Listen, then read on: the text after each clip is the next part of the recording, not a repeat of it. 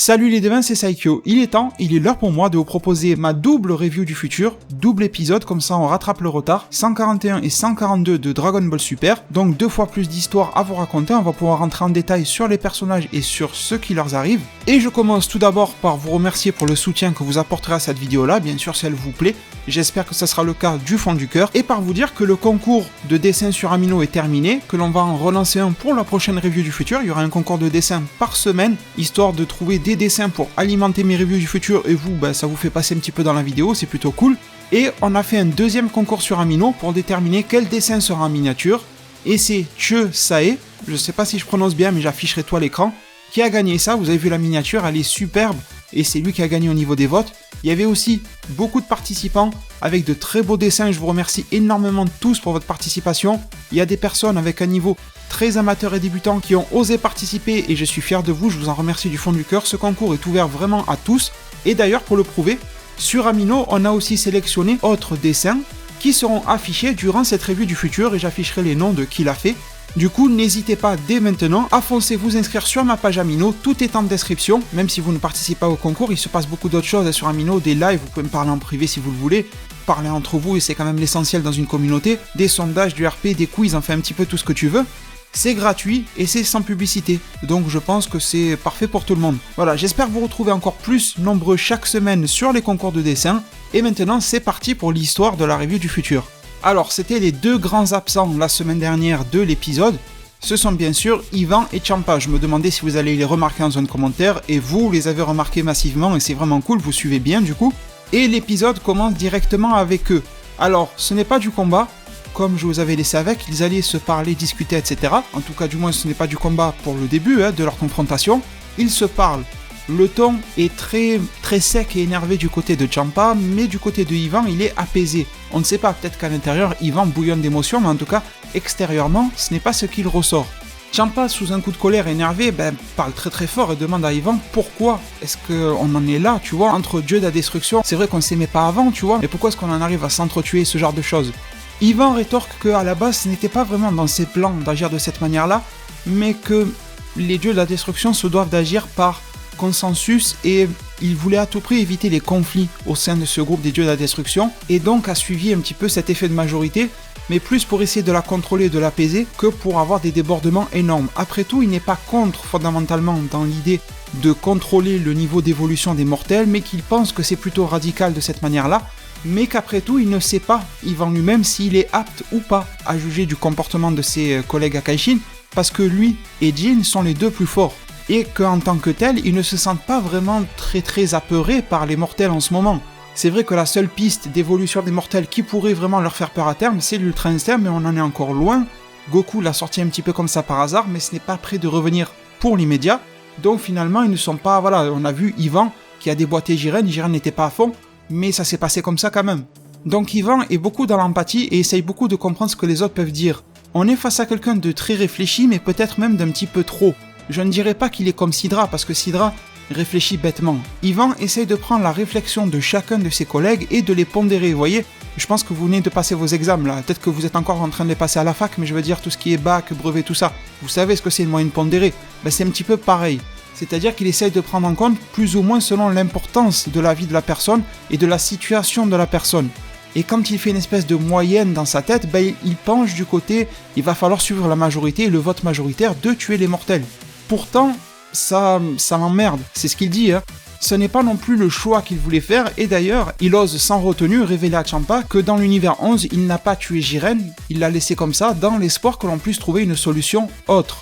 Donc on est face à une situation super ambiguë, mais aussi parce que le cas est super compliqué, et malgré toute la sagesse que tu peux avoir en toi, sincèrement, la solution n'est pas si facile que ça à trouver. Et cette discussion a pour effet de calmer un tout petit peu Champa, dans le sens où il a en face de lui un mec qui est ni son ennemi ni son allié, mais peut-être un petit peu plus du côté de l'ennemi sans trop le vouloir. Quelque chose d'assez spécial. Mais malgré tout, il ne peut pas s'empêcher de repenser à Beerus mort, d'avoir des flashbacks sur lui, etc. qui, forcément, le remettent dans son état de colère extrême.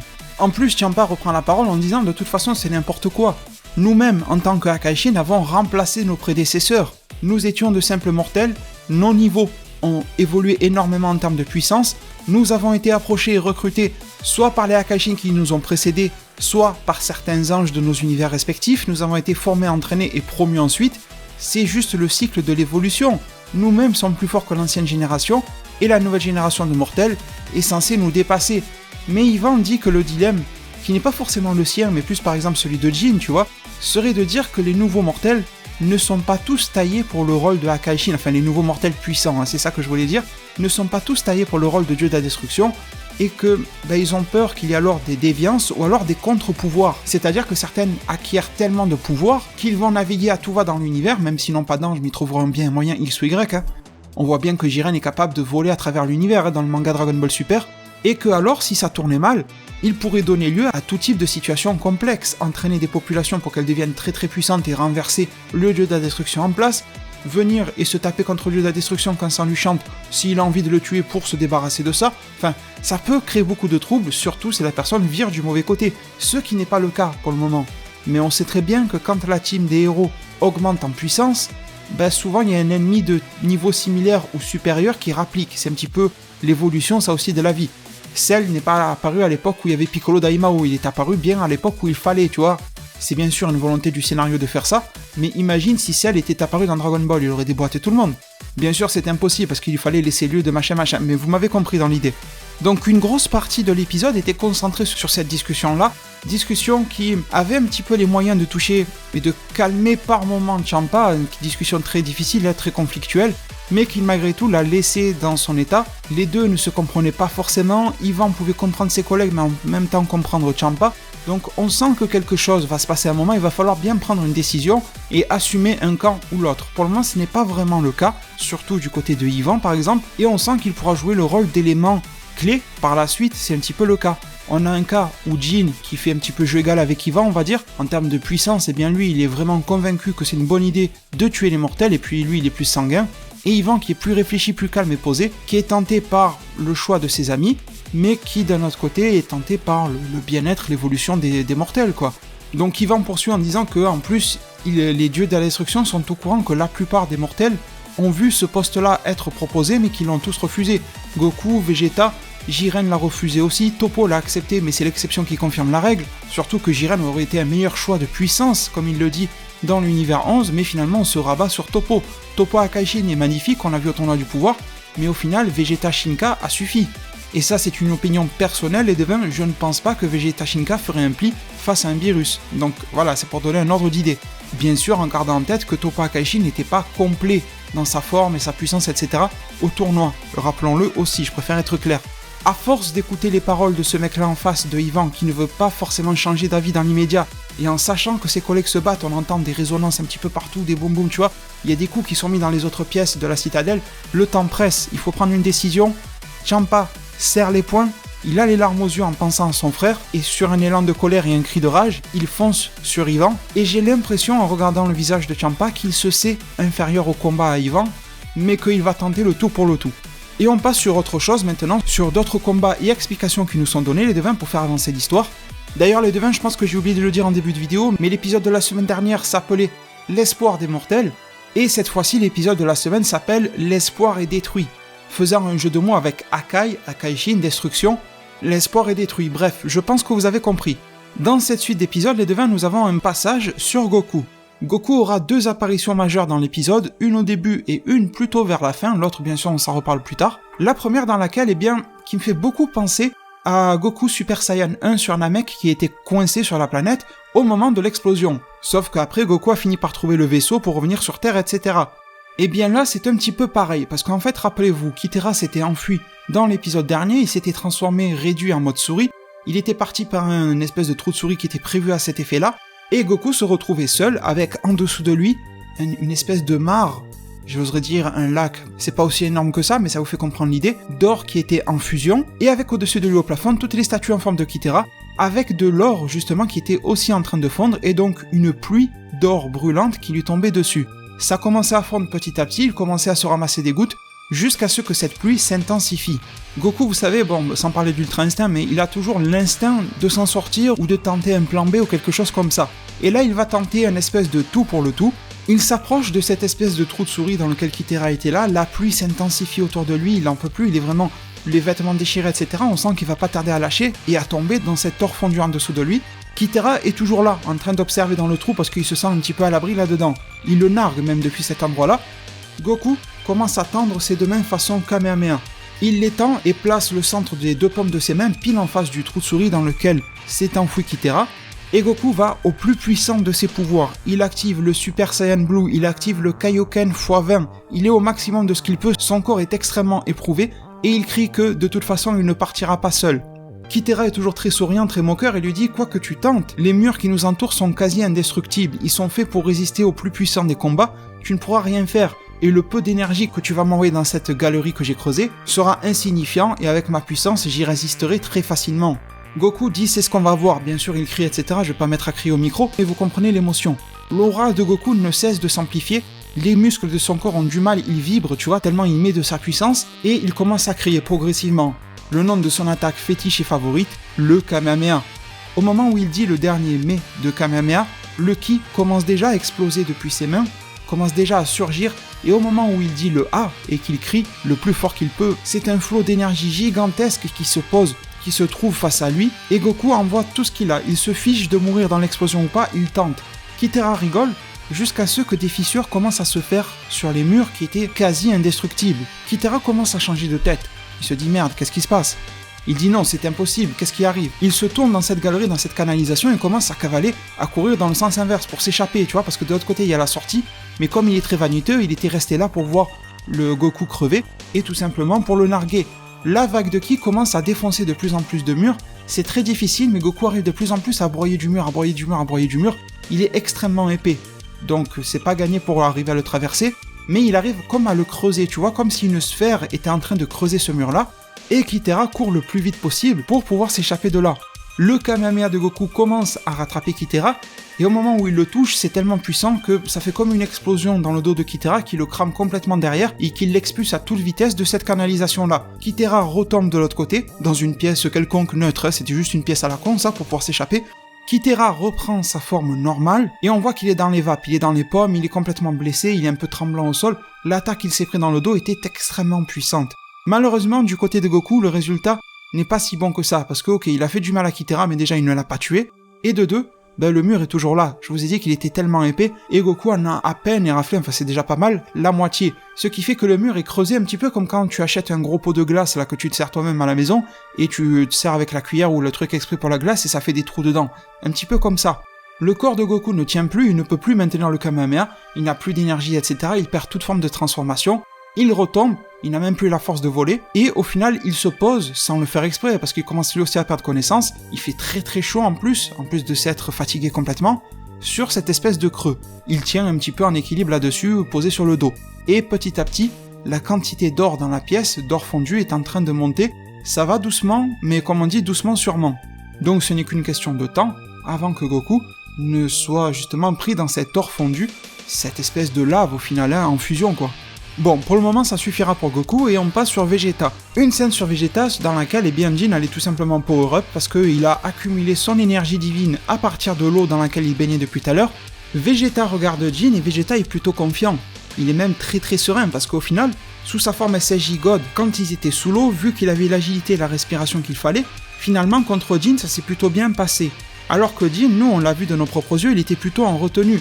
Et il attendait de pouvoir justement charger, canaliser et transformer cette énergie-là, ce qui lui demandait des efforts, et en même temps de combattre, c'est pas rien, et Vegeta ne sait pas ce qui l'attend. Vegeta regarde alors Jin en rigolant et lui dit « Moi j'ai pas besoin de prendre un bain pour avoir un power-up ». Et là dans une scène absolument épique, une scène typique Vegeta, tu vois, la pose à la Vegeta, etc., il se transforme en Super Saiyan Blue Shinka. Il passe du God au Shinka sans passer par le Blue classique. Cette forme un petit peu diamantée, ça reflète, ça reluise un petit peu sur toute la zone, tu vois. Cette zone aquatique, on dirait que la zone est illuminée de diamants parce que c'est cette couleur-là diamantesque de la forme de Vegeta qui reflète un petit peu partout, c'est absolument magnifique. Jin rétorque en lui disant que Vegeta a l'air d'aimer beaucoup faire dans le tape à l'œil, mais que maintenant il va falloir assumer. Le combat s'engage et autant vous dire les devins que c'est la désillusion totale pour Vegeta. La forme Blue Shinka ne sert absolument à rien, pourtant Vegeta vient de power-up énormément.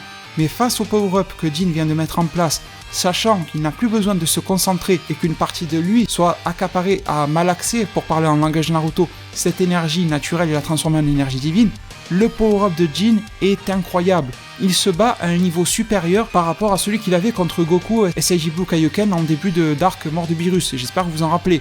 Vegeta ne peut absolument rien faire, c'est un petit peu comme quand Cell est passé de sa deuxième forme à la forme finale, la forme parfaite. Le résultat est totalement au désavantage de Vegeta.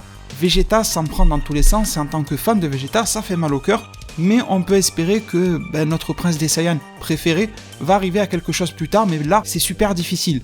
Vegeta tente même sa nouvelle attaque, le Gamma Burst Flash. Malheureusement ça ne marche pas non plus.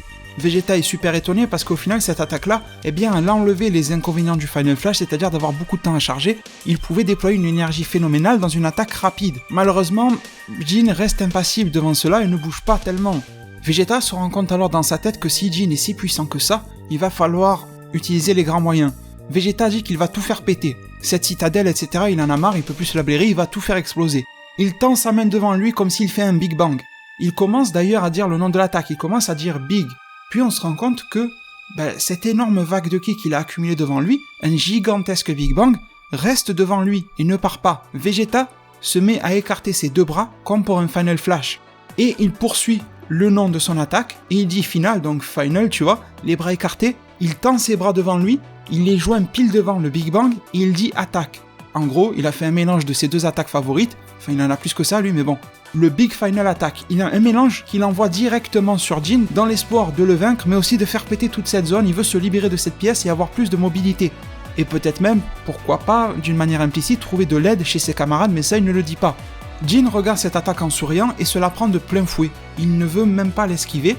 Jin prend sur lui, je sais pas, à vue d'œil je vous dirais 70-80% de la puissance de l'attaque, et le reste part dans les murs dispersés, et comme les murs sont extrêmement épais, il y a des petits morceaux de rocher qui se décollent, mais pas plus. Au final c'est un échec, sauf que, si l'on regarde Jin, il est tout liquéfié. Il a l'air un petit peu tremblotant, il a l'air d'avoir pris cher en fait, et là, Vegeta se dit putain je suis en train de gagner. Sauf que toute cette partie liquéfiée commence à tomber du corps de Jin et à se dégager un petit peu comme un serpent qui ferait une mue, un petit peu comme Orochimaru qui changeait de peau, et un autre Jin tout neuf ressort en dessous de cela. Vegeta est étonné et Jin rigole et lui dit que ça fait partie de sa défense en fait, un petit peu comme un Gaara on va dire qui a sa défense parfaite.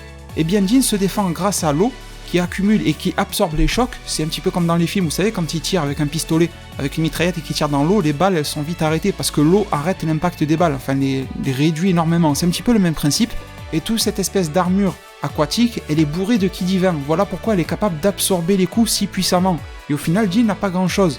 Vegeta ne perd pas le nord, contrairement à Cell ou face à Jiren où il était là, oh qu'est-ce qui se passe et tout ça c'est impossible, et qu'après il se fait défoncer, Vegeta ne perd pas le nord, il fonce directement sur Jin, Jin est étonné, s'attendait pas à ça, il arrive devant lui et il l'attrape par les deux avant-bras, par les deux poignets, il est face à lui et Vegeta commence à déployer son ki, énormément, il crie vraiment comme un barjot, un petit peu comme, ça me le rappelle là, sur le coup en vous en parlant, quand Vegeta se battait contre C15 dans le film qui n'est pas canon mais on s'est compris. Et du coup Vegeta commence à déployer énormément de puissance et ça fait un petit peu comme des halos qui se dégagent de lui, comme une aura mais périodique tu vois, ça fait comme des spasmes de ki, si je pourrais dire ça comme ça, qui s'émanent petit à petit, et à chaque fois où une sphère de ki est déchargée du corps de Vegeta, eh bien ça fait en sorte que Jin perd une couche d'eau, infime mais de plus en plus, et Vegeta répète cela, il a compris, il pense en tout cas que Jin, s'il n'a plus cette barrière aquatique autour de lui, il pourra lui faire un minimum de dégâts. Vegeta continue cela, Jin essaye d'asséner un petit peu des coups de pied justement dans les jambes de Vegeta, mais sa mobilité est réduite étant donné qu'il est tenu par les bras, il ne peut pas se basculer en arrière, sinon il va se péter les deux bras, et Jin ne sait pas quoi faire, sa puissance est supérieure, mais Vegeta a une bonne prise sur lui, donc il n'arrive pas à s'en dégager pour le coup, il y a un petit peu de la peur aussi qui se mêle à Jin, jusqu'à ce que plus aucune eau ne se dégage de Jin.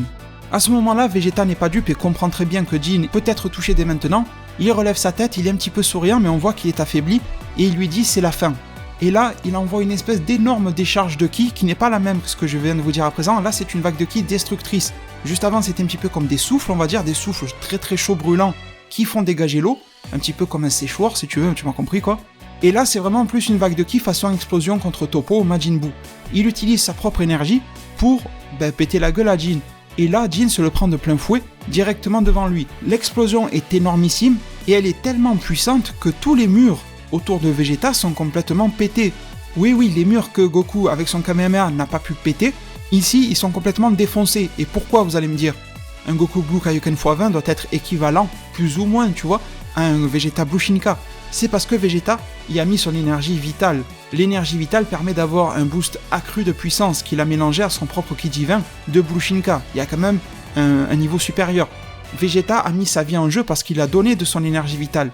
Goku Blue a mis sa vie en jeu parce qu'il a trop puisé sur le Kaioken et sa force d'attaque, quoi. C'est un petit peu ça.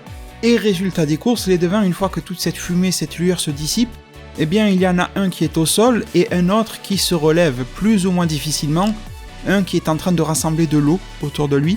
En effet, malheureusement, le constat est que Vegeta est au sol et Jin a gagné. Jin a vraiment senti passer ce combat-là et a vraiment senti passer cette dernière attaque. L'eau qui est en train de se rassembler au lui le régénère petit à petit, mais c'est très difficile et c'est même la première fois où il a été mis en difficulté comme ça. Vegeta, lui, est au sol et ne peut rien faire, il ne bouge même plus, il a perdu toute forme de transformation. Jin est au-dessus de lui et se prépare à lui mettre le coup final et le regarde en lui disant « Après tout, tu as été un vaillant guerrier et tu ne fais pas partie des deux qui font partie de notre plan d'extermination. Je te laisse vivre cette fois-ci en honneur et en reconnaissance du combat que tu viens de livrer, mais la prochaine fois, ne te replace pas sur mon chemin, sinon c'est moi qui m'occuperai personnellement de toi. » On sent que Jin est très affecté dans son ego, mais qu'en même temps, il voue un respect énorme pour le prince des Saiyans. Il part, on ne sait pas trop vers où il va, laissant Vegeta pour mort, entre guillemets. Il n'est pas mort, mais peut-être qu'il va mourir du choc de ses blessures, peut-être qu'il va se reprendre. Jin ne sait pas, mais si Vegeta se relève, il est prêt à s'occuper de lui une autre fois, un autre jour, chose qui n'était pas prévue de faire aujourd'hui. Le combat a été magnifique de ce côté-là, et cet épisode-là n'aura pas trop mis l'accent sur Gohan. On a l'impression que cette série veut nous réserver du Gohan, mais pour un petit peu plus tard. On nous le montre, etc. Il mène son combat contre Likir qui est à pleine puissance, Gohan qui prend de plus en plus de mauvais coups et qui est de moins en moins bien, mais sans que l'on nous montre d'événements majeurs dans ce combat-là. Ensuite, du côté de Caulifla et de Kiabe, eh bien, ils étaient dans de très mauvais moments. Et en fait, on a eu droit à des scènes parallèles parce que le combat de Caulifla et de Kiabe est très lié à celui de Hit et de Jiren, en particulier celui de Hit.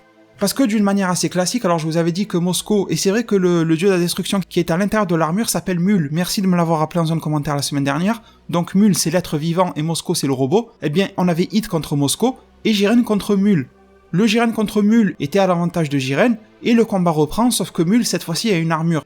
Et là, c'est vachement équilibré, mais quand même, la technologie n'arrive pas non plus à prévoir tous les pouvoirs de Jiren et sa force qui n'arrête pas d'augmenter, et petit à petit, alors, l'armure tient très bien, Mule tient très bien au combat grâce à cette armure-là, mais un petit peu comme Iron Man qui rencontrerait des ennemis un petit peu plus forts que lui, il fait ce qu'il peut, il reconstruit son armure avec les nanotechnologies, mais petit à petit, c'est compliqué.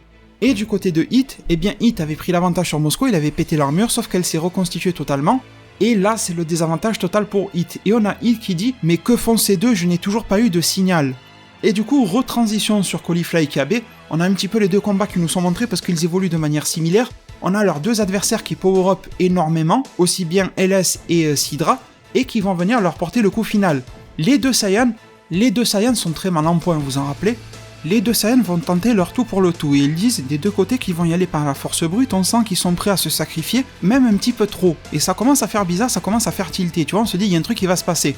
On a Kiabe et Caulifla qui power-up du mieux possible, sachant que Caulifla est boiteuse d'une jambe, elle pourrait utiliser un sensu, mais elle ne le fait pas. C'est bizarre ça aussi. Elle power-up, jusqu'à ce que les deux tentent une attaque finale qui était sublime des deux côtés. Sauf que bien sûr, ça n'aura eu aucun effet, vous vous en doutez. Et de leur côté, Sidra et LS ont eu la même réaction, c'est de réagir avec du Hakai. Ils attrapent Caulifla et Kiabe par le bras, mais tout va très vite. On se demande pourquoi on n'a pas une meilleure mise en scène et tout, tu vois, c'est bizarre quand même. À ce moment-là, Kiabe et Caulifla sortent un petit boîtier qui ressemble énormément au boîtier que Hit avait dans les épisodes 71 et 72, quand il faisait ses meurtres pour communiquer avec ses agents, enfin, les gens qui l'embauchent et tout ça. Et ils appuient dessus. Hit a le même boîtier sur lui qui commence à biper, et il dit « Enfin ».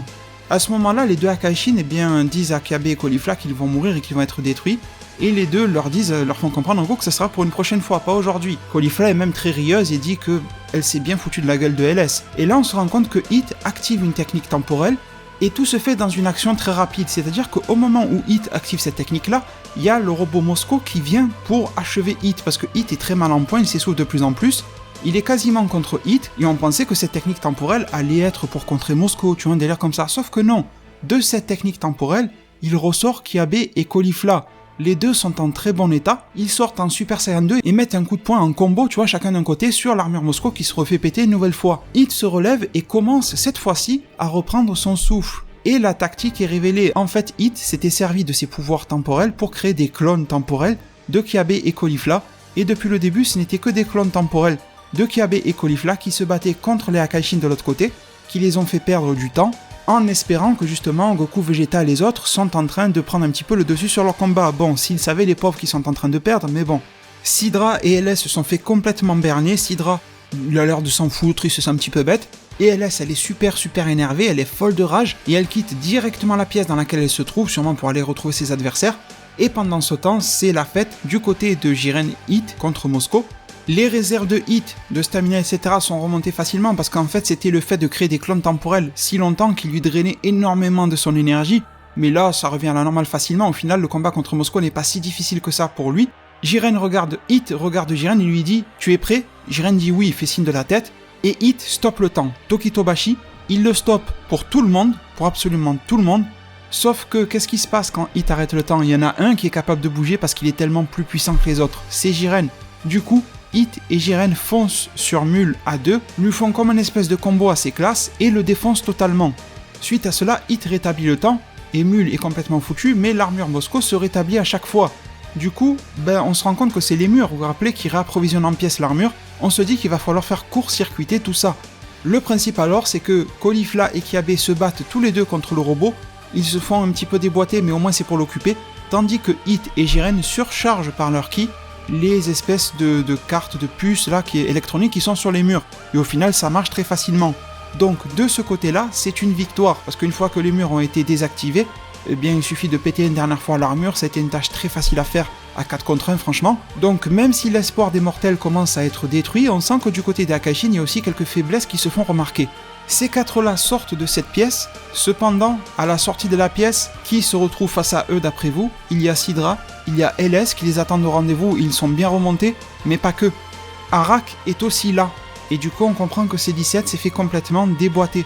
Alors tous ces gars-là, qui ne sont pas Goku et Jiren, ne sont pas tués parce que ça fait pas partie du plan en fait de les tuer.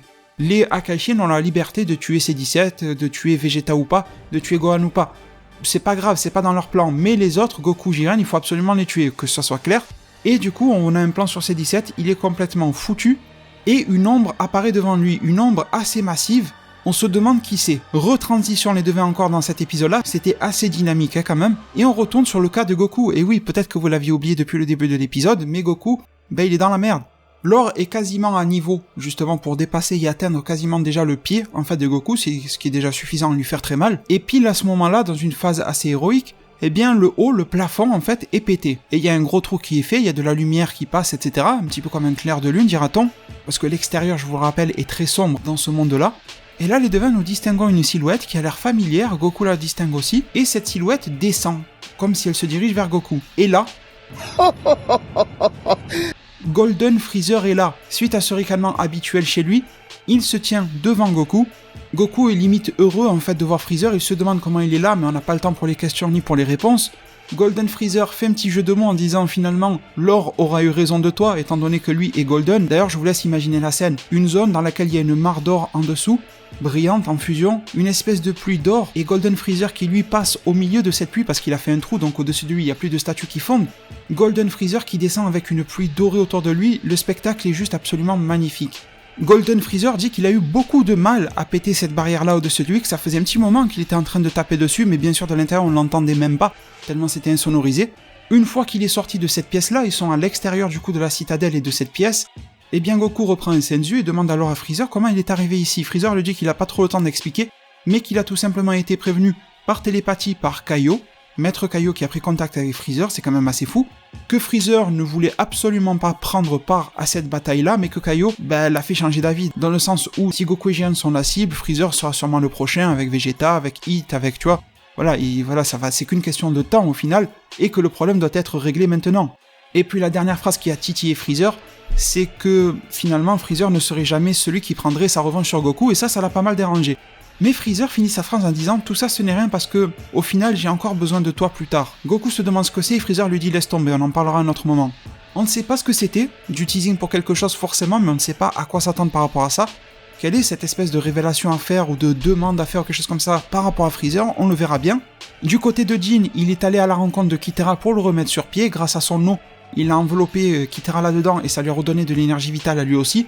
Les deux sont remis sur pied, mais ils ont quand même bien pris cher aussi, même si la victoire était quand même pour eux, tu vois, de base. Vegeta, il est toujours au sol et personne n'est venu le trouver pour le moment. Gohan, toujours dans un combat très difficile, et là il est vraiment mal en point, il a perdu déjà l'usage d'un bras, il a des balafres un petit peu partout, il est vraiment sur le point de claquer. Le gros combat qui arrive, eh bien, va être Sidra, LS, Arak, contre Hit, Jiren, Caulifla et Kiabe qui arrivent, sans compter au final que Mosco et Mule sont étalés à côté de lui au sol, mais bon, écoutez, ils peuvent se relever, moi je dis ça, je dirais, mais ils peuvent se relever aussi. Et l'épisode se termine en nous donnant aussi l'avant-goût pour l'épisode prochain. On a un petit flashback qui remonte légèrement dans le temps et qui nous dit que à peine quelques heures plus tôt, Ramushi venait de débarquer sur Terre et qu'une confrontation allait se livrer en parallèle de nos enfants de la création dans le monde des Akaishin là-bas, et que cette histoire allait nous être racontée. Donc voilà les devins, c'est la fin de ce double épisode 141-142 de Dragon Ball Super du futur. J'espère qu'il vous aura convaincu. Si c'est le cas, eh bien soutenez cette vidéo là par le biais de vos pouces bleus et de vos likes, ça fera extrêmement plaisir et surtout du bien à ma chaîne YouTube. Prenez tous super bien soin de votre futur, et à plus pour de prochains arts divinatoires.